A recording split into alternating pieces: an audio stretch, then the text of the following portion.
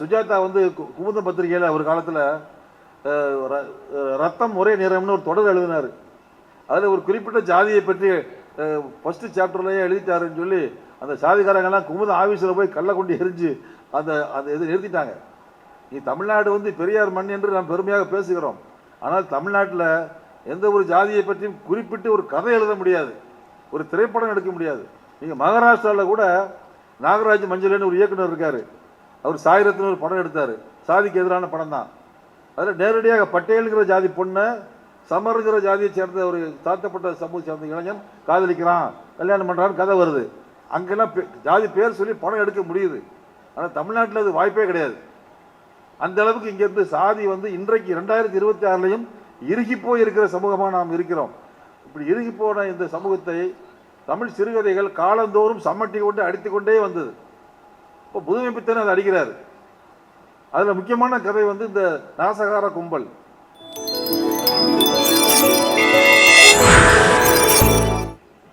அனைவருக்கும் என்னுடைய பணிவான மாலை வணக்கம். புத்தக திருவிழாவிலே ஆழமான ஆய்வுரை நிகழ்த்துவது கொஞ்சம் சிரமம். ஒரு பாப்புலர் லெக்சர் என்று சொல்வார்கள், அதை போன்ற உரைகள் தான் பொருத்தமாக இருக்கும் என்று நான் கருதுகிறேன்.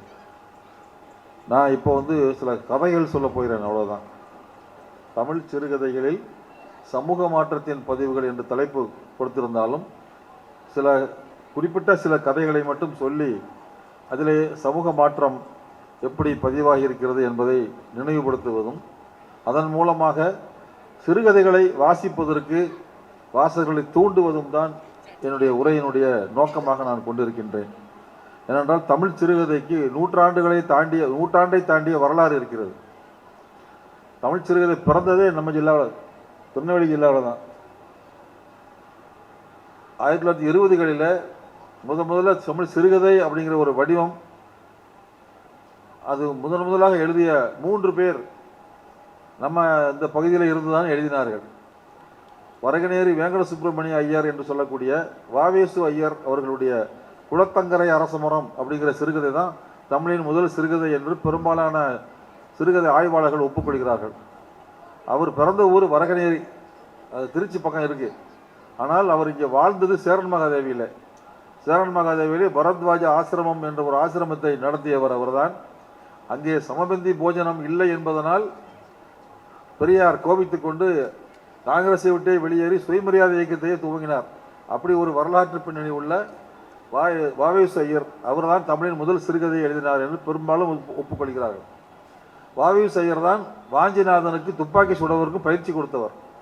ஆஸ்துரையை மணியாட்சியில் வைத்து சுட்டு கொலை செய்த வாஞ்சிநாதனுக்கு துப்பாக்கி சுடுவதற்கு இவர் தான், துப்பாக்கி சுடுவதற்கு பயிற்சி கொடுத்தவர் தான் தமிழ் சிறுகதையை துவக்கி வைக்கிறார். அவருடைய முதல் சிறுகதையே குளத்தங்கரை அரசமரம். அதுவே வந்து அன்றைய சமூகத்தில் நிகழ்ந்து கொண்டிருந்த மாற்றங்களை சொல்லக்கூடிய கதையாகத்தான் இது இருந்தது. அந்த கதை ஒரு மரம் கதை சொல்வதை போல ஆரம்பிக்கிறார். குளத்தங்கரையில் இருக்கக்கூடிய அரச மரம் தான் கதை சொல்கிறது. பார்க்க போனால் நான் மரம்தான் என்று அந்த கதையை ஆரம்பிக்கும். ருக்குமணி என்கின்ற ஒரு பெண்ணை பால்ய விவாகம் செய்கிறார்கள். அந்த காலத்துல எல்லாம் 10 வயசுலேயே பொம்பளை பிள்ளைகளுக்கு கல்யாணம் பண்ணி வச்சிருவாங்க. அதைத்தான் பால்ய விவாகம் என்று சொல்வார்கள். அது பின்னர் தடை செய்யப்பட்டது. அப்பவும் கூட ஒரு 12 வயசுல கல்யாணம் பண்ணுங்கன்னு தான் சட்டம் கொண்டு வந்தாங்க. அப்புறம் தான் அது கொஞ்சமாக கூடி இப்போ வந்து 18 வயசு 21 வயசு என்று இன்று போய் கொண்டிருக்கிறது.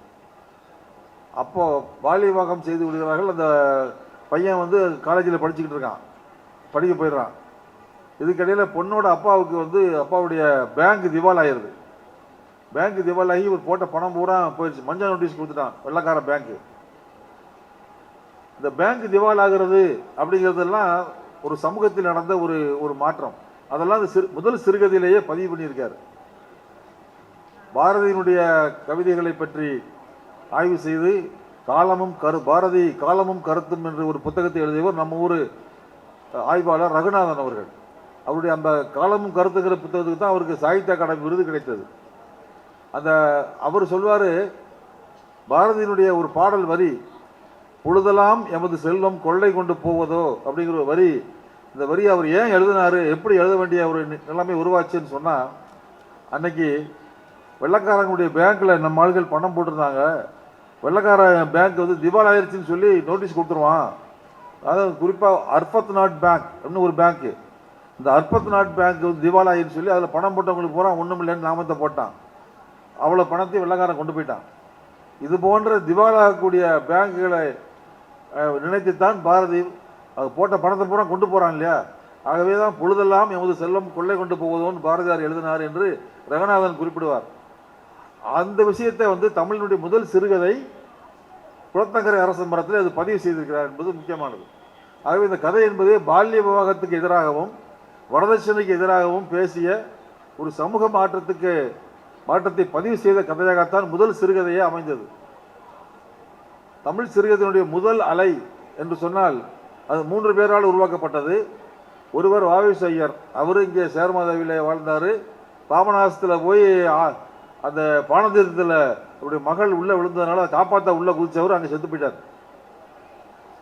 அவர் வாவேசு ஐயர், அவர் ஒருத்தர். இன்னொருத்தர் வந்து மாதவையர், மாதவ ஐயர் என்று ஆரம்பத்தில் அவர் எழுதுகிறார். காலப்போக்கில் அவர் மாதவையா என்று பேர் மாறுது. அவர் இந்த பக்கத்தில் இருக்கக்கூடிய பெருங்குளத்தை சேர்ந்தவர். அவர் காலத்தில்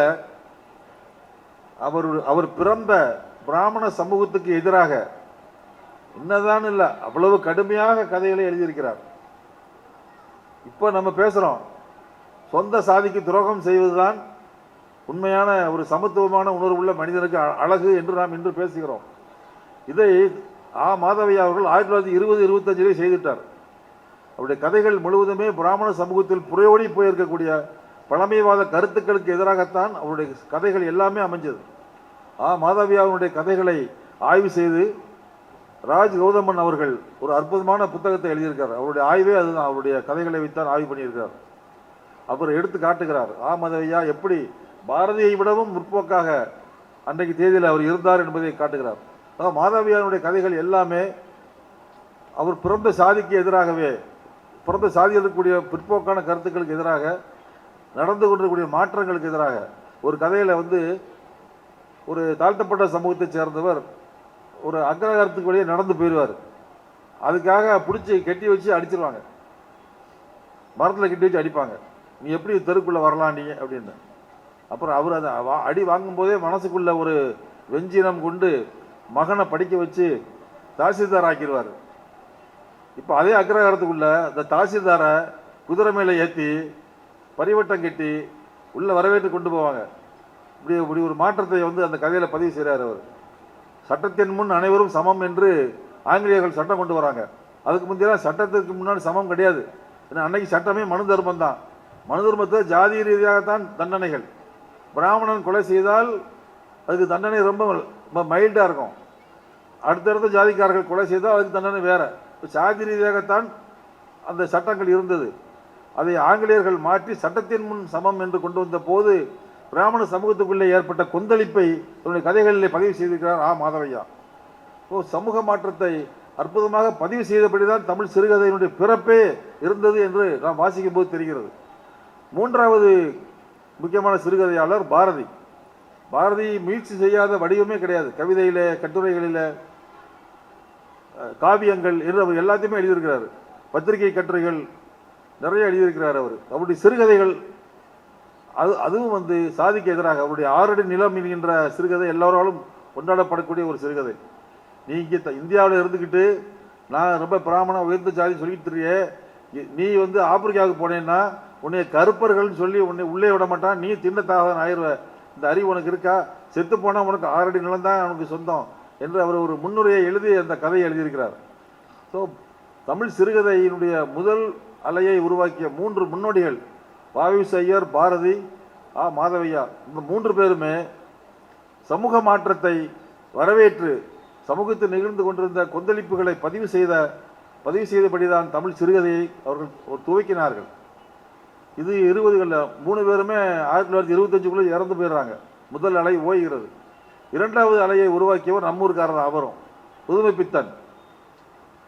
இந்த திருநெல்வேலி டவுனில் வாழ்ந்த புதுமை பித்தன் அவர்கள் தமிழ் சிறுகதைக்கு அதனுடைய வடிவத்திலேயும் சரி உள்ளடக்கத்திலேயும் சரி மிகப்பெரிய உலகத்தரத்துக்கான வீச்சை உருவாக்கியவர் புதுமைப்பித்தன் அவர் தான். அவர் அவரை மாதிரி ஒரு துணிச்சலான பேர் வழியை நாம் பார்க்க முடியாது. அது 1930, 40களிலே அவர் எழுதுகிறார். ரொம்ப குறைந்த வயதிலேயே காச நோய் கண்டு மனைவி வீடு திருவனந்தபுரம், அங்கே போய் இறந்து போயிறார். நாசகார கும்பல்னு ஒரு கதை எழுதியிருக்காரு. நாசகார கும்பல்னு அவர் யாரை சொல்றாரு தெரியுமா? அவர் பிறந்த சைவ பிள்ளை மரத்தான் சொல்றாரு. அவர் சொந்த சாதியை இப்படி ஒரு டைரக்டா அடிக்கிறதுக்கு யாருக்காவது தைரியம் இன்னைக்கு கூட கிடையாது. ஏன்னா சுஜாதா குமுதம் பத்திரிகையில் ஒரு காலத்தில் ரத்தம் ஒரே நிறம்னு ஒரு தொடர் எழுதினார். அதில் ஒரு குறிப்பிட்ட ஜாதியை பற்றி ஃபர்ஸ்ட் சாப்டர்லேயே எழுதிட்டாருன்னு சொல்லி அந்த சாதிக்காரங்கெல்லாம் குமுதம் ஆஃபீஸில் போய் கல்லை கொண்டு எரிஞ்சு அந்த இது நிறுத்திட்டாங்க. நீ தமிழ்நாடு பெரியார் மண் என்று நாம் பெருமையாக பேசுகிறோம். ஆனால் தமிழ்நாட்டில் எந்த ஒரு ஜாதியை பற்றியும் குறிப்பிட்டு ஒரு கதை எழுத முடியாது, ஒரு திரைப்படம் எடுக்க முடியாது. நீங்கள் மகாராஷ்டிராவில் கூட நாகராஜ் மஞ்சள்னு ஒரு இயக்குனர் இருக்கார். அவர் சாயிரத்தின் ஒரு படம் எடுத்தார். சாதிக்கு எதிரான படம் தான். அதில் நேரடியாக பட்டேலுங்கிற ஜாதி பொண்ணை சமருங்கிற ஜாதியை சேர்ந்த ஒரு தாழ்த்தப்பட்ட சமூக சேர்ந்த இளைஞன் காதலிக்கிறான், கல்யாணம் பண்ணுறான்னு கதை வருது. அங்கெல்லாம் ஜாதி பேர் சொல்லி படம் எடுக்க முடியுது. ஆனால் தமிழ்நாட்டில் அது வாய்ப்பே கிடையாது. அந்த அளவுக்கு இங்கேருந்து சாதி இன்றைக்கு 2026லையும் இறுகி போய் இருக்கிற சமூகமாக நாம் இருக்கிறோம். இப்படி இறுகி போன இந்த சமூகத்தை தமிழ் சிறுகதைகள் காலந்தோறும் சம்மட்டி கொண்டு அடித்து கொண்டே வந்தது. இப்போ புதுமைப்பித்தன் அதை அடிக்கிறார். அதில் முக்கியமான கதை இந்த நாசகார கும்பல். அதே போல புதிய நந்தன் என்ற ஒரு கதை இருக்கிறது, புதுமைப்பித்தனுடைய ஒரு கதை. அன்றைக்கு நடந்து கொண்டிருந்த சமூக மாற்றங்களுடைய ஒரு அப்பட்டமான பதிவு. அது ஒரு ஐயர் வீட்டு அதாவது அந்த கதை எங்க நடக்குதுன்னா, ரொம்ப முக்கியமான விஷயம் என்னன்னா, புதுமைப்பித்தன் சொல்லுகிற அந்த கதை நடக்கக்கூடிய கிராமம் ஆதனூர். ஆதனூர்னா யாருடைய ஊரு? நந்தனுடைய ஊர். அது நந்தன் நாயனாராகி அவர் நாயனார் ஆவதற்கு நெருப்பு குண்டத்துக்குள்ளே விழுந்து பஸ்மமாக வேண்டிய ஒரு இடம் வந்துச்சு இல்லையா? அதெல்லாம் முடிஞ்சு நீண்ட காலத்துக்கு ஆதனூர் கிராமமே தூங்கி விட்டது, அந்த மக்கள் பூரா தூங்கிட்டாங்கன்னு கதையை ஆரம்பிக்கிறார். ரொம்ப நுட்பமான கதை. அந்த ஊரில் பண்ணையார் ஐயர், சுந்தரேஸ்வர ஐயர்னு சொல்லி ஒரு தான் பண்ணையார். அவர் வீட்டில் வேலை செய்யக்கூடியவராக கருப்பன் இருக்கிறார். பண்ணையார் ஒரு கோபத்தில் அடிச்சுப்படுறார். பண்ணையார் அடிக்கிறதுங்கிறது ஒரு ரொம்ப அக்செப்டட், பண்ணையார்னா அடிக்கலாம் அப்படிங்கிறது அது ரொம்ப காலமாக இருந்த ஒன்று. இந்த ஜனநாயக யுகம் துவங்கிய பிறகுதான் அடித்தா திருப்பி அடி என்று அங்கே தஞ்சாவூரில் சீனிவாசராவ் போன்றவர்கள்லாம் மக்களை திரட்டிய பிறகுதான் அடிக்கிறதை நிறுத்தினார்கள். அப்படி பண்ணையார் அடித்ததில் கருப்பனுக்கு கண்ணு போயிடுச்சு. கண்ணு போனாலும் அவருக்கு கல்யாணம் பண்ணி வைக்கிறாங்க. அவர் குழந்தை பிறக்குது, பையன் பிறக்கிறான். பையனுக்கு பேர் பாவாடை என்று பேர் வைக்கிறார்கள். ஏன்னா தாழ்த்தப்பட்ட மக்கள்லாம் ராஜான்லாம் பேர் வைக்கக்கூடாது அந்த காலத்தில். இந்த பேரில் என்ன சார் இருக்குன்னு இப்போ சொல்லலாம். ஆனால் 30, 20கள் 30கள்லாம் என்னென்ன ஜாதிக்காரர்கள் என்னென்ன பேர் தான் அலவுடு. மகாராஜான்னு தாழ்த்தப்பட்ட ஒரு வீட்டில் பேர் வைக்க முடியாது. குப்பன், சுப்பன், பாவாடை இப்படித்தான் பேர் வைக்கணும். மண்ணாங்கட்டி இப்படி தான் பேர் வைக்கணும். இந்த பேரையே பண்ணையார் தான் வைப்பார். பிறந்த குழந்தை தூக்கிட்டு போவாங்க பண்ணையார் வீட்டுக்கு. பண்ணையார் பார்த்து பண்ணாங்கட்டின்னு வச்சுக்கடா அப்படின்றாரு. அவ்வளோதான், அந்த மண்ணாங்கட்டி ஒன்று பேர். இன்றைக்கும் நீங்கள் சர்டிஃபிகேட்டில் பேர் இருக்குது, மண்ணாங்கட்டிங்கிற பேர் இருக்குது. இதில் ஒரு பேரிலே மாற்றத்தை கொண்டு வருவதற்கே ஒரு சமூக எழுச்சிகள்லாம் நடந்திருக்கிறது. ஆகவே கருப்பனுக்கு கண்ணு போயிடுச்சு. ஆனாலும் கண்ணு போனாலும் குழந்தை பிறக்காதா அப்படின்னு புதுமைப்பித்தன் எழுதுறாரு. கண்ணு போனாலும் குழந்தை பிறக்காதான்னு அந்த குழந்தை பார்த்தது அந்த பாவாடை. இவனையாவது நம்ம நல்லபடியாக படிக்க வச்சு நம்மளை மாதிரி அடிமை சேவகம் பண்ணக்கூடாது என்று அவர்கள் அவர் படிக்க வைக்கிறாரு. படிக்க வச்சு வெளியே கொடுத்து படிக்க வைக்கும்போது கிறிஸ்தவ பள்ளிக்கூடம். அதான் புதுமைப்பித்தன் அன்றைய சமூகத்தில் நிகழ்ந்து கொண்டிருந்த மாற்றங்கள் எல்லாவற்றையும் கதைகளை பதிவு செய்யக்கூடிய ஒரே கதையில இவ்வளவு மேட்டர் வருது. அதில் அது கிறிஸ்தவ பள்ளிக்கூடத்தை படிக்கிறார். அங்கே இருக்கக்கூடிய ஜான் ஐயர், அவரும் ஐயர் தான். ஏன்னா கிறிஸ்தவ மதம் இங்கே வரும் பொழுது இங்கே இருக்கக்கூடிய ஜாதிய கட்டுமானத்தை கிறிஸ்தவர்கள் பார்க்கிறார்கள். பார்த்தா ஐயர் தான் டாப்ல இருக்காரு. அப்போ அவரை எல்லாரும் கும்பிடுறாங்க, அவர் சொல்றதை கேட்குறாங்க. அப்போ பாதிரியார் ஐயர்னு கூப்பிட்டா தான் இங்கே இருக்கக்கூடவே நம்ம கிறிஸ்தவத்துக்கு வருவான்னு நினச்சி இவங்க ஐயர் ஜான் ஐயர்னு பாதிரியாருக்கு போகிற ஐயர் இருக்காங்க. இப்போவும் ஐயர் தான் சொல்கிறாங்க. கிறிஸ்தவத்தில் ஜாதி கிடையாது. இது ஒரு பெரிய கூத்து. என்னன்னா கிறிஸ்தவத்தில் ஜாதி கிடையாது. ரோமாபுரியில் ஜாதி இருக்கா? இல்லை ஐரோப்பா கண்டம் முழுக்க எங்கேயே ஜாதி இருக்காங்க. உலகத்திலேயே ஜாதி இருக்கிற ஒரே நாடு இந்தியா தான். ஜாதி இருக்கிற ஒரே மதம் இந்து மதம் தான். வேறு மதங்கள்லாம் ஜாதி கிடையாது. இங்கேருந்து போனவன் தனியாக எடுத்துகிட்டு போயிருக்காங்க. அதுதான் ஒழிய அந்தந்த மதங்களில் ஜாதி என்பது கிடையாது. அப்போ இங்கே நம்ம திருநெல்வேலியில் மாவட்டத்தில் அந்த வடக்கங்குளம்னு ஒரு ஊர் இருக்குது. இங்கே சிவசுப்ரமணியன் இதை பற்றி ஆய்வு செஞ்சுருக்கிறாரு. அம்மா குறிப்பிட்டாங்க சிவசுப்ரமணியன் பற்றியெல்லாம். அந்த வடக்கங்குளத்தில் ஒரு சர்ச்சு இருக்குது, இருந்துச்சு, இப்போ இல்லை, இடிச்சிட்டாங்க. அந்த சர்ச்சுகளை பிள்ளைமார் சமூகத்தை சேர்ந்தவர்கள் கிறிஸ்தவத்துக்குள்ளே போகிறாங்க. ஒடுக்கப்பட்ட சாணார் சமூகத்தை சேர்ந்தவர்களும் கிறிஸ்தவத்துக்கு போகிறாங்க. அது வரைக்கும் 2 பேரும் பிள்ளைமார்களுக்கு வேறு சாமி இருக்குது, சாணார் சமூகத்துக்கு வேறு சாமி இருக்குது.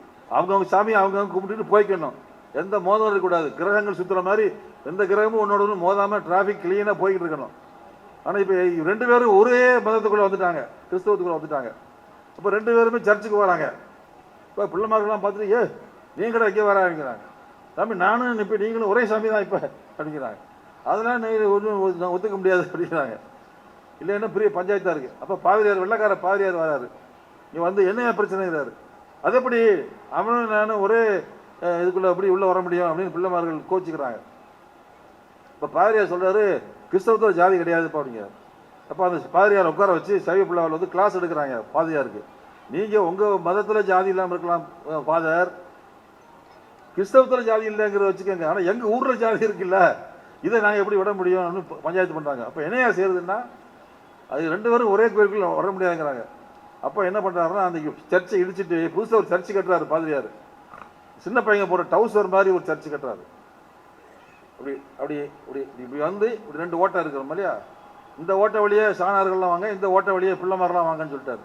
இப்போ 2 பேரும் இப்படி கூடி வந்து சர்ச்சுக்குள்ளே வந்து வந்துடலாம். இப்போ பாதிரியார் எப்படி கூடி வர்றதுன்னு தகராறு, அடுத்த தகராறு. இங்கிட்டு வந்து அவங்க தகராறு, அங்கிட்டு வந்து இவங்க தகராறு பண்ணுறாங்க. அப்போ ரெண்டு இதுக்கு நடுவில் ஒரு ஓட்டையை போட்டு அந்த நடுவில் கூடி பாதிரியார் வந்து அந்த ஆல்டாரில் ஏறி பரமண்டலத்திற்கு பிதாவேன்னு அவர் பிரச்சாரம் பண்ணுறாரு. இது அப்புறம் வெள்ளக்கார பாதிரியாரெல்லாம் அங்கேருந்து வந்து இதனையும் அது ரோமாபுரியிலே இல்லாத அவருக்கு அநியாயம் பண்ணுறீங்கன்னு சொல்லி இந்த சர்ச்சை இடியா முதல்ல சொல்லி ஃபாதர் கௌசானல் ஒருத்தர் வந்து இடிக்கிறார். இந்த கௌசானல் ஃபாதர் தான் சேவியர்ஸ் காலேஜ் பூரா வளைச்சி போட்டு கெட்டினவர் அவர் தான். அந்த கழுகுமலையில் கலவரம் நடந்து அதெல்லாம் நடக்கும்போதெல்லாம் அவர் தான் ஒடுக்கப்பட்ட மக்களுக்காக சென்னையில் போய் கேஸெல்லாம் நடத்தினவர்.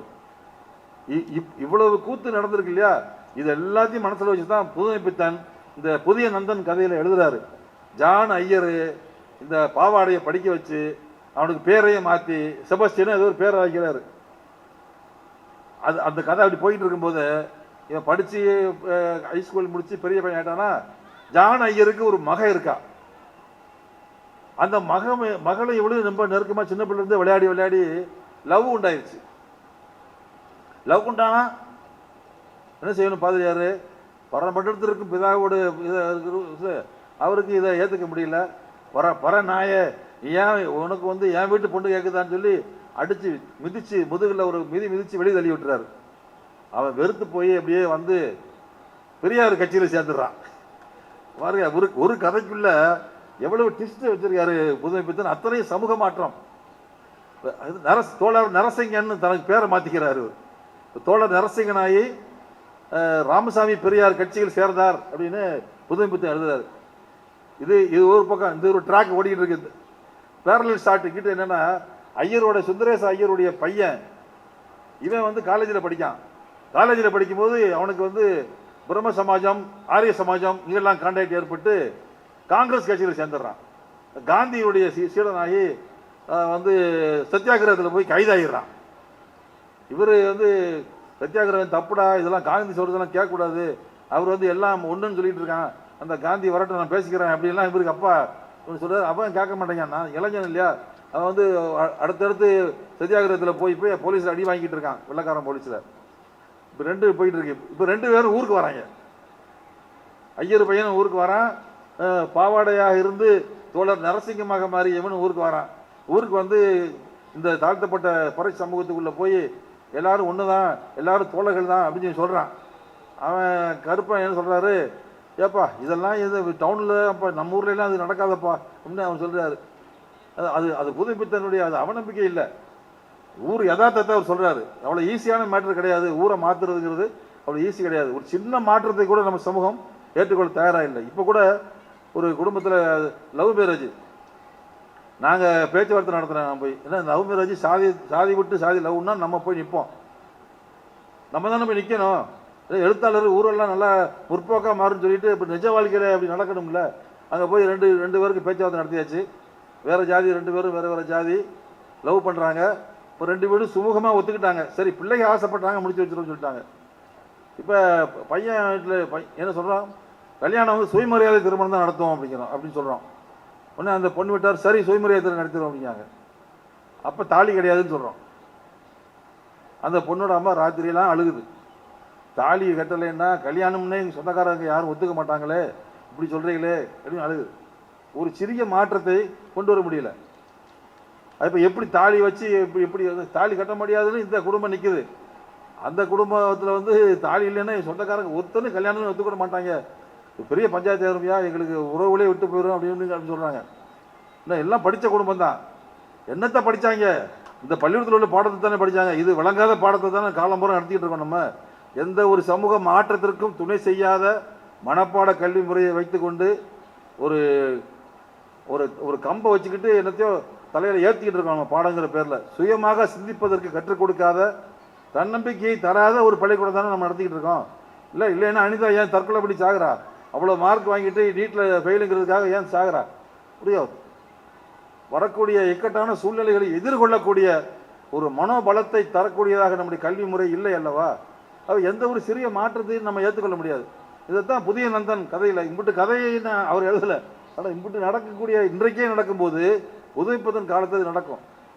இப்போ நரசிங்கமும் வந்துட்டாரு, இங்கிட்டு ஐயரோட பையனும் வந்துட்டார், சின்ன பண்ணையாரும் வந்துட்டாரு. கருப்பனுடைய மகள் நிலா வெளிச்சத்தில் குளிக்க போறா கிணத்துல. இவர் ஐயர் வீட்டு பையன் அப்படியே ராத்திரியில் நிலா வெளிச்சத்தில் வாக்கிங் போறாரு. அங்கே போனால் இந்த கிணத்துக்குள்ளே யாரோ தொப்புன்னு விழுந்த மாதிரி கேட்டு யாரோ தவறி போய் விழுந்தாங்கன்னு நினச்சி இந்த சின்ன பண்ணையார் உள்ளே போய் காப்பாற்ற போகிறாரு. அங்கே போனால் அந்த பொண்ணு கருப்பனோட பொண்ணு சொன்னேன், சாமி சாமி கிட்ட வராதையே, நான் சும்மா நாச்சுக்கும் குளிக்க வந்தேன்னு சொல்கிறான். புதுமைப்பித்தனுடைய வார்த்தை அது, சும்மா நாச்சுக்கும் குளிக்க வந்தேன், நீ அங்கிட்டு போங்க அப்படிங்கிறான். அப்போ அவர் 2 பேருக்கும் வந்து இடையில உறவு ஏற்பட்டுருது. அப்போ வந்து நான் உன்னை கல்யாணம் பண்ணிக்கிறேன் அப்படின்னு சொல்கிறான் இந்த ஐயர் பையன் சொல்கிறான். உடனே அந்த பொண்ணு சொல்கிறான், அது எப்படி நடக்கும், 2 பேருக்கு இடையில உறவு ஏற்பட்டுருச்சு, அது நடக்கும், கல்யாணம் எப்படி நடக்கும் அப்படின்னு கேட்குறான். இந்த கேள்வியெல்லாம் வந்து அன்றைய கேள்விகள். இதுதான் சமூகத்தில் நடந்த மாற்றங்களை ஒரு இலக்கியம் பதிவு செய்யக்கூடிய முறை. அப்போ அது ஊருக்கு காந்தியை கூட்டு வராங்க, அதாவது இந்த தமிழ்நாட்டுக்கு விசிட் வர்றார் காந்தி. அப்போ இந்த ஆதனூருக்கு காந்தி வரணும்னு சொல்லி இந்த ஐயரோட பையன் ஏற்பாடு பண்ணி வந்துடுறான். இப்போ ஐயர் வந்து புத்தகங்கள்லாம் படித்து பாயிண்ட்டை எடுக்கிறாரு. ரொம்ப முக்கியமான பாயிண்ட், இந்த நேரத்துக்கு இன்னைக்கு தேவையான பாயிண்ட் அந்த புதிய நந்தனில் இருக்குது. என்னன்னா, அந்த காந்தி இருக்கானே அவன் சனாதனத்துக்கு எதிராக பேசிக்கிட்டே இருக்கான். சனாதனத்தை காப்பாற்றுவதற்கு தான் நாம் பிறந்திருக்கோம், அந்த பிறவியை எடுத்திருக்கோம். அப்போ சனாதனம் எவ்வளோ உயர்ந்ததுங்கிறத இந்த காந்தி கூட நான் ஆர்கியூ பண்ணுறேன், இந்த பையனை வச்சுக்கிட்டு ஆர்கியூ பண்ணி காந்தியை தோக்கடிச்சிட்டோம்னா பையன் நம்மளே எனக்கு வந்துடுவான் அப்படின்னு ஐயர் நினைக்கிறாரு. இப்போ அவர் காந்தியை வருகை எதிர்பார்த்துக்கிட்டு இருக்காரு. இதெல்லாம் ஒரு சிறுகதைக்குள்ளே கொண்டு வர, ஒரு நாவலில் செய்ய வேண்டிய சமூக மாற்றங்களை எல்லாம் ஒரு சிறுகதைக்குள்ளே கொண்டு வந்து கொடுக்குறாரு புதுமைப்பித்தன். அவர் இப்படி கடைசியில் அது ஒரு ட்ரெயின் வருது, அது காந்தி வந்துக்கிட்டு இருக்காரு. அப்போ வந்து இந்த கருப்பன் வந்து போகிறார், கண் தெரியாதவர், ட்ரெயின் வர தெரியாமல் போகும்போது அவரை காப்பாற்றுறதுக்காக மாமனார் ஆச்சேன்னு சின்ன பண்ணையார் போய் காப்பாற்ற போகிறாரு. அப்பாவாச்சேன்னு பையன் காப்பாற்ற போகிறான். 3 பேரையும் அடிச்சிருது. 3 பேருடைய ரத்தமும் அங்கே ஒன்றாக கலந்தது. புதுமைப்பித்தனுடைய வரி வந்து 3 பேருடைய ரத்தமும் ஒன்றாக கலந்தது அப்படின்னு எழுதிட்டு அடுத்த வரி ஒன்றாகத்தான் இருந்தது எழுதுறாரு.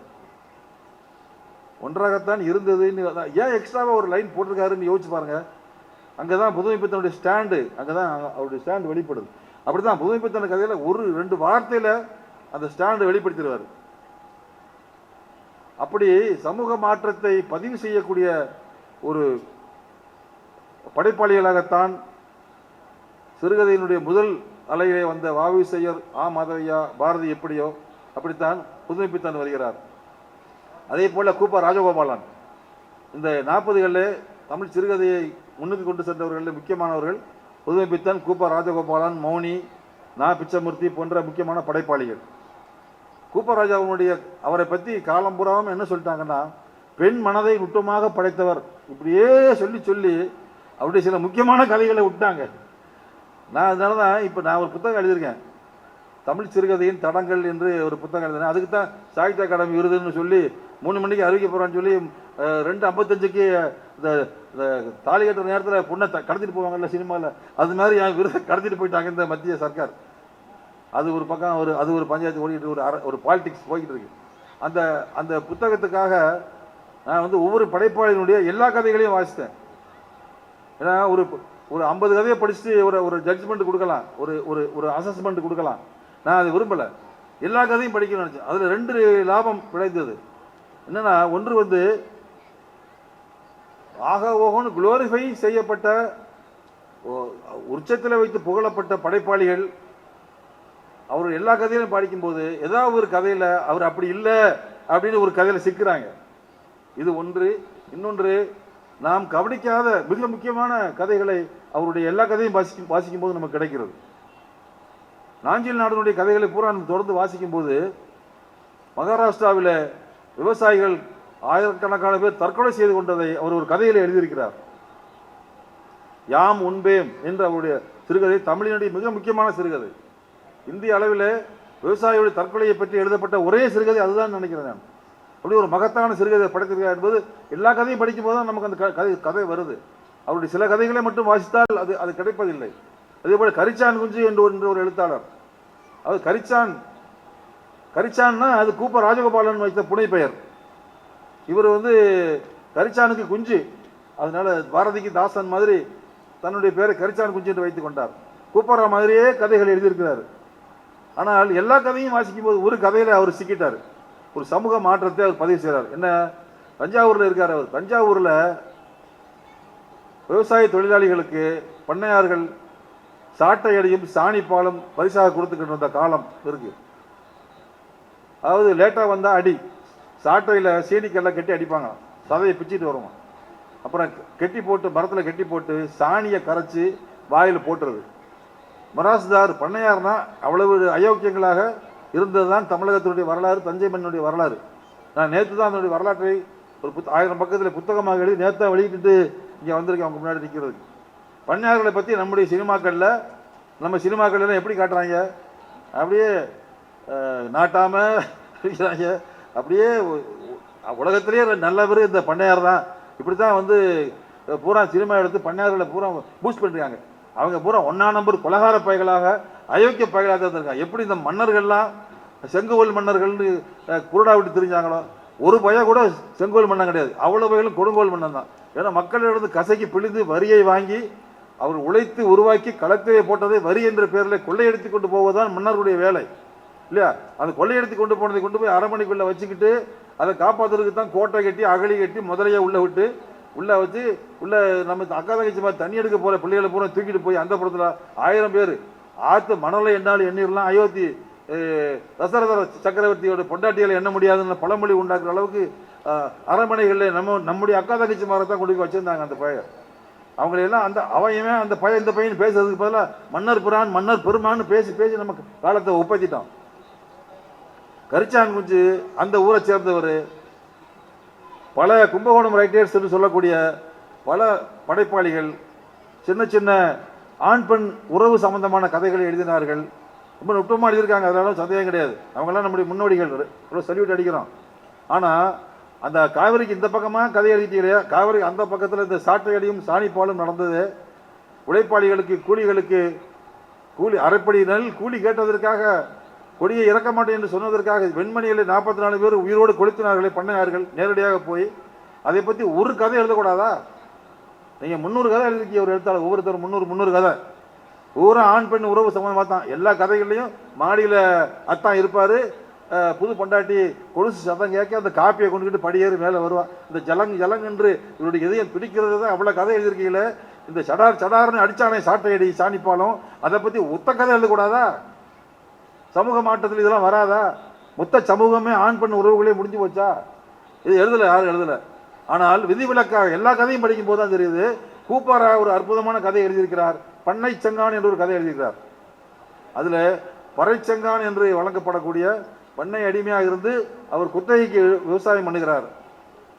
அவர் இவர் குத்தகையை மாற்றணும்னு ஒரு முடிவு பண்ணி வேற ஆளு கொடுக்க போகும்போது அவர் வந்து ஒரு டைலாக் பேசுறாரு, அது கூப்பிடாத எழுதுறாரு. இந்த இந்த இந்த நிலம் வந்து ஒரு நிலம் கிடையாது. இவ லட்சுமி, நான் வந்து உழுது பயிரிட்டு என்று வேர்வையை இதில் கொட்டியிருக்கேன், என்னுடைய ரத்தத்தை வேர்வையாக்கி இந்த மண்ணில் கொட்டியிருக்கேன், அது பொன்னாக விளையும். இதை இன்னொருத்தர் கொடுத்துருவீங்களா? நீங்க யாரு? உங்க நிலம், உங்க பேருக்கு தான் உங்க நிலம். இது உழைச்சது பூரா நான், எங்க அப்பா, எங்க பாட்டன், காலகாலமா எங்களுடைய பரம்பரையின் ரத்தம் வேர்வையாக இங்க கிடக்குதுன்னு வசனம் பேசுறான். இப்படி ஒரு வசனத்தை கூப்பரை எழுதிட்டாரு. என் உடம்பெல்லாம் புடிச்சிருச்சு. வெறும் ஆண் பெண் உறவு சம்பந்தமான எழுத்தாளர்னு பேரு முத்திர குத்தி தொலைச்சிட்டீங்களா பாவிகளா? அவர் இப்படி ஒரு கதை எழுதியிருக்காரு. இவ்வளவு ஒரு முக்கியமான ஒரு சமூக மாற்றத்தை ஒடுக்கப்பட்ட சமூகத்தில் பறைச்சங்கான் தைரியமாக கேள்வி கேட்கக்கூடிய ஒரு கதாபாத்திரத்தை ஒரு கதைக்குள்ள வைத்து எழுதியிருக்கிறார் பண்ணைச்சங்கான் என்று. இப்போ இடதுசாரிகள் கொண்டாட வேண்டிய ஒரு கதையாக இந்த பண்ணைச்சங்கான் கதை இருக்கிறது. அதே போல தான் நாஞ்சில் நாடனுடைய கதையை பூரா நகைச்சுவை ஒரு சட்டையரா இருக்கு என்று ஒற்றை பரிமாணத்திலேயே நாம் பேசிவிட்டோம். நாஞ்சில் ஒவ்வொரு கதையும் ஒரு இடதுசாரி தன்மை வாய்ந்த கதைகள் என்பதை நான் ஒவ்வொன்றாக வாசிக்கும் போது அடையாளம் கண்டேன். சில பிரச்சனைகள் இருக்கின்றன, அதெல்லாம் இருக்கு. இப்போ எல்லா கதையும் நான் வாசிக்கும் போதுதான் இதை நாம் அடையாளம் காண முடிகிறது. இப்படி வந்து நாம் ஒவ்வொரு காலகட்டத்தை எடுத்துக்கொண்டால் 1920களிலிருந்து 30கள் வரைக்குமான முதல் அலை சிறுகதை அவர்களும் இந்த சமூக மாற்றத்தை பதிவு செய்திருக்கிறார்கள். புதுமைப்பித்தன், கூப்பாரா, மௌனி இவர்களும் தங்களுடைய காலத்திலே நடந்து கொண்டிருந்த சமூக மாற்றங்களை பதிவு செய்கிறார்கள். நான் கரிசான்குச்சியை பற்றி சொன்னேன் இல்லையா, அவரு நல்ல சகுனம் தானான்னு ஒரு கதை எழுதியிருக்காரு. ஆர்வம் உள்ளவர்கள் போய் தேடி படிச்சு பாருங்க, நல்ல சகுனம் தானா அப்படின்னு. என்னன்னா, இங்கே விவசாயிகள்லாம் போராடி, குத்தகை விவசாயிகள்லாம் போராடி முந்தையெல்லாம் என்னன்னா விளைச்சி குத்தகைக்கு விடுவார் பண்ணையார். குத்தகை விவசாயி வந்து செலவு பண்ணி உழைச்சி களத்து மேட்டில் போடுவான். 100 மூட்டை விளைஞ்சதுன்னா 25 மூட்டை குத்தகை விவசாயிக்கு, 75 மூட்டை பண்ணையாருக்கு, லேண்ட் ஓனருக்கு. இதுதான் காலங்காலமாக இருந்தது. இந்த குத்தகை விவசாயிகள்லாம் போராடி 1952 குத்தகை விவசாயிகள் பாதுகாப்பு சட்டம் என்ற ஒன்றை கொண்டு வந்தார்கள். அப்போ 60-40 சட்டம் வந்துருச்சு. 60% வந்து 75% கொடுக்க முடியாது, 60% கொடுக்கலாம் என்று ஒரு இதனால நட்டம் யாருக்கு? இந்த பண்ணையார்களுக்கு நஷ்டம்னு அவங்க நினைக்கிறாங்க. இந்த பண்ணையார்களுடைய நஷ்டம்ங்கிற குரலை கரிச்சான்குஞ்சி இந்த கதையில பதிவு செய்கிறார். இப்படி 60-40 ஆக்கிட்டீங்களே, இது நியாயமா? நாங்கள்லாம் யாரு? நாங்கள் ஆண்டை அடிமை என்றா வாழ்ந்தோம், நாங்கள் பெத்த பிள்ளைகளை மாதிரி பார்க்கலையா அவங்கள என்று அவர் வந்து அந்த திராவிட இயக்கம் வந்ததன் காரணமாக இந்த சாதிய ஆதிக்கம் என்பது தகர்க்கப்பட்டதும், செங்குடி இயக்கத்தினுடைய போராட்டத்தின் காரணமாக இந்த நிலப்பிரபுத்துவம் என்கின்ற கோட்டை தகர்க்கப்பட்டதும், இரண்டையும் ஏற்றுக்கொள்ள முடியாத ஒரு பிராமின் லேண்ட்லார்டிக் மைண்ட் தான் இந்த கரிச்சான்குஞ்சினுடைய நல்ல சகுனம் தானா என்கின்ற கதையில அது பதிவாகி இருக்கிறது. அவர்கள்லாம் மகத்தான படைப்பாளிகள், அதில் சந்தேகமே கிடையாது. தமிழ் சிறுகதைக்கு மிகப்பெரிய வளம் சேர்த்தவர்கள். ஆனால் இந்த சமூக மாற்றங்களை அவர்கள் எப்படி பதிவு செய்தார்கள் என்பதுதான் நாம் பார்க்க வேண்டிய ஒன்று. அவர் எந்த வர்க்கத்தின் பிரதிநிதியாக இருந்து அதை பதிவு செய்கிறார்கள் என்பதை நான் மொத்தமாக வாசிக்கும் பொழுது கிடைக்கிறது. இன்னொரு கேள்வி இருக்கு, என்னன்னா, ஏன் சார் சிறுகதைனா இலக்கியம்னா சமூக மாற்றத்தை பதிவு செய்யணுமா? ரைட்டருங்கிறவன் என்ன ஒரு ரெக்கார்டு கிளார்க் டியூட்டி பார்க்குறவனா? நடக்கிறத போல ரெக்கார்டு பண்ணுறதா? இது தேவையில்லை அப்படின்னு சொல்கிறவங்க இருக்காங்க. ஏன்னா இலக்கியம் என்பது முழு உண்மையை, நிரந்தர உண்மையை பேச வேண்டும். அது எல்லா காலத்துக்கும் இருக்கக்கூடிய நிரந்தர உண்மையை பேச வேண்டும், முழு உண்மையை பேச வேண்டும் என்று சொல்லக்கூடியவர்கள் காலகாலமாக இருக்கிறார்கள், இப்போதும் இருக்கிறார்கள். முழு உண்மை என்று, நிரந்தர உண்மை என்று உலகத்தில் எதுவும் கிடையாது. நிரந்தர உண்மை என்பது ஒரு ஃப்ராடு. நிரந்தர உண்மை ஒன்றே ஒன்றுதான். அது என்னவென்றால் எதுவுமே நிரந்தரம் கிடையாதுங்கிறது தான் நிரந்தரமான உண்மை. எல்லாமே மாறிக்கொண்டே இருக்கிறது என்பதுதான் நிரந்தரமான உண்மை. இது கார்ல் மார்க்ஸ் சொன்னார் என்பதற்காக இவர்கள் ஏற்றுக்கொள்ள மறுக்கிறார்கள். நிரந்தர உண்மை, முழுமையான உண்மை என்று இந்த உலகத்தில் எதுவும் கிடையாது. எல்லாமே சேஞ்ச் ஆகிக்கிட்டே இருக்கிறது என்பதுதான். அப்போ இவை எல்லாம் நம்முடைய தமிழ் சிறுகதைகளிலே விவாதிக்கப்பட்டிருக்கின்றன. தத்துவார்த்த உரையாடல்கள் நடந்திருக்கின்றன. ஜெயகாந்தனுடைய கதைகளில் எல்லாம் தத்துவார்த்த உரையாடல்கள் நடந்துட்டு இருக்கோம். அதெல்லாம் அந்த கதாபாத்திரங்களுக்கு ஒட்டுமா ஒட்டாதா, பொருந்தாதாங்கிறது 2வது கேள்வி. ஆனால் அவர் ஒரு பிலாசபிக்கல் டிஸ்கஷனை வந்து சிறுகதைக்குள்ள நாவலுக்குள்ளேயும் கொண்டு தைரியமாக வைத்தார். இதையெல்லாம் நாம் பார்க்க வேண்டிய அவசியம் இருக்கிறது. நான் சமீபத்தில் இந்த புத்தகத்துக்காக ஒரு 6000 சிறுகதைகளை மொத்தமாக வாசித்தேன். இந்த கொரோனா ஊரடங்கு போட்டாங்க, எங்கேயும் போக முடியாது, வீட்டிலே கிடங்க. நான் அப்போ தான் இந்த சிறுகதைக்குள்ளே விழுந்து கிடந்தேன். அப்போ 6000 சிறுகதைகளை ஒரே வருஷத்தில் பூரா படித்தேன். படித்து பார்த்தா இன்னுமே எழுதுறதுக்கு என்ன இருக்குன்னு தோணுச்சு. அவ்வளோ எழுதிட்டாங்க நம்ம சிறுகதை எழுத்தாளர்கள். ஒவ்வொரு காலந்தோறும் 30களில், 40களில், 50களில், 60களில் கி. ராஜநாராயணன் வருகிறார், கு. அழகிரிசாமி வருகிறார், இப்போ நான் 2 பேருக்கு நூற்றாண்டு இப்போ நடந்துகிட்டு இருக்கு. கு. அழகர்சாமியுடைய படைப்புகளை அறிமுகம் செய்து நானே ஒரு 1000 பக்கத்துக்கு ஒரு புத்தகம் தொகுத்து தமிழ்நாடு பாடல் வெளியிட்டு இருக்கு. ஏன்னா முக்கியமான சிறுகதைகள், அவருடைய கட்டுரைகள் எல்லாவற்றையும் தொகுத்து ஒவ்வொருவருக்கும் நூற்றாண்டு கண்ட படைப்பாளிகளுக்கெல்லாம் இன்றைக்கு தமிழ்நாடு அரசு பாடல் ஒன்று புத்தகமாக வெளியிட்டு இருக்கு. இதெல்லாம் மிகப்பெரிய சேவை. எல்லாம் குறைந்த வழியில் அரசு தான் போட முடியும். இன்னைக்கு வந்து ஆர். பாலகிருஷ்ணனுடைய த ஜேர்னி ஆஃப் சிவிலைசேஷன், ஒரு பண்பாட்டின் பயணம் என்கின்ற 3000-4000 ரூபா விலையில புத்தகத்தை 1000 ரூபாய்க்கு அரசாங்கம் போட்டிருக்கு. அவர் எனக்கு ராயல்ட்டி வேண்டாம், மக்கள்கிட்ட போனால் போதும் அவரும் கொடுத்துருக்காரு, மக்கள் போட்டிருக்காங்க. நான் இதையெல்லாம் தான் வாங்க வேண்டும் இங்கே. அதே போல் நான் இங்கே குறிப்பாக சொல்ல விரும்புவது, நூற்றாண்டு சிறுகதையினுடைய வரலாற்று கொண்டிருந்து எல்லாவற்றையும் ஒரு அரை மணி நேர உரையிலே சொல்லிவிட முடியாது. ஆனால் நம்முடைய தமிழ் சிறுகதைகள் நம்முடைய தமிழ் சமூகத்தில் ஏற்பட்ட மிக முக்கியமான மாற்றங்களை எல்லாம் நுட்பமாக கலாபூர்வமாக பதிவு செய்து கொண்டே வந்திருக்கின்றன. இன்றைக்கு எழுதி கொண்டிருக்கக்கூடிய ஹரிசங்கர், திருச்செந்தாலை போன்ற நவீன படைப்பாளிகள் இன்றைய ஐடி இண்டஸ்ட்ரியில் நடக்கக்கூடிய சிக்கல்களை, அது உண்டாகக்கூடிய உளவியல் நெருக்கடிகளை எல்லாம் இன்றைக்கு சிறுகதைகளாக எழுதி கொண்டிருக்கிறார்கள். காலந்தோறும் சிறுகதை படைப்பாளிகள் சமூக மாற்றத்தை பதிவு செய்து கொண்டே இருக்கிறார்கள். அது நமக்கு மிகுந்த பெருமையை அளிக்கக்கூடியதாகவும், நம்முடைய சமூகம் கடந்த 100 ஆண்டுகளில் கடந்து வந்த பாதையை நமக்கு கலாபூர்வமாக எடுத்துச் சொல்லக்கூடியதாகவும் நம்முடைய தமிழ் சிறுகதைகள் அமைந்திருக்கின்றன. அவற்றை எல்லோரும் தேடி சென்று எந்த ஒரு தமிழ் சிறுகதை எழுத்தாளனுடைய சிறுகதை புத்தகத்தை நீங்கள் வாங்கினாலும் கண்டிப்பாக உங்களுக்கு அதில் ஒரு மிகப்பெரிய படிப்பினையும் மிகப்பெரிய வாசிப்பு இன்பமும் ஒரு கலாபூர்வமான அனுபவம் கிடைக்கும் என்பதை சொல்லி விடைபெறுகிறேன். நன்றி, வணக்கம்.